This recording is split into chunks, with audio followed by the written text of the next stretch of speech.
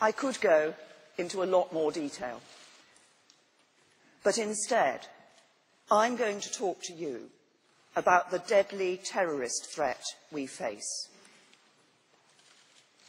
David Haines was a tireless humanitarian worker who helped Muslims not just in Syria, but in Bosnia, South Sudan and Libya.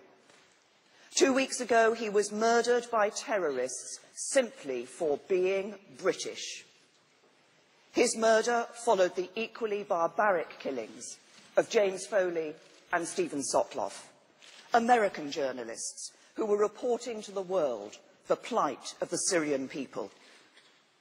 The terrorists who murdered David Haines like to call themselves the Islamic State. But I will tell you the truth. They are not Islamic, and they are not a state.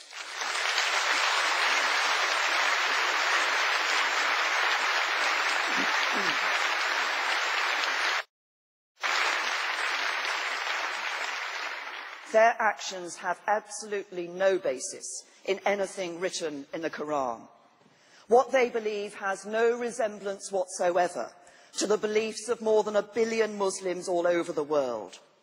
And, like all the other Islamist terrorist organisations, they have caused the deaths of many thousands of innocent Muslim civilians.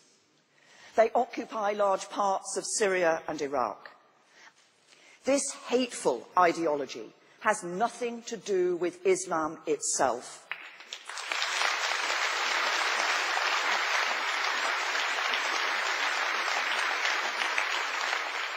And it is rejected by the overwhelming majority of Muslims in Britain and around the world. The Koran says, "O mankind, we created you from a single pair of a male and a female, and made you into nations and tribes that ye may know each other." It says, "Let there be no compulsion in religion."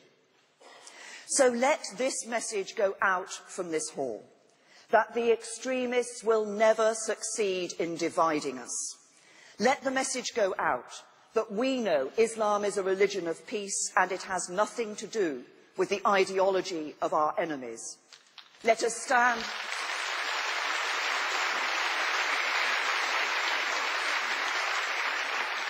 And let us stand side by side with the British Muslims who are coming together and saying, "Not in my name."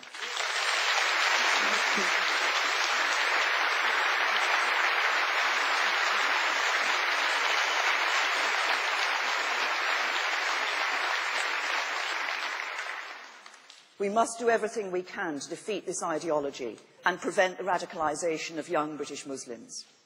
We're toughening up the charity rules and the powers of the Charity Commission, working with Ofcom to deal with extremist broadcasts, improving the inspection regime and strengthening the rules for schools.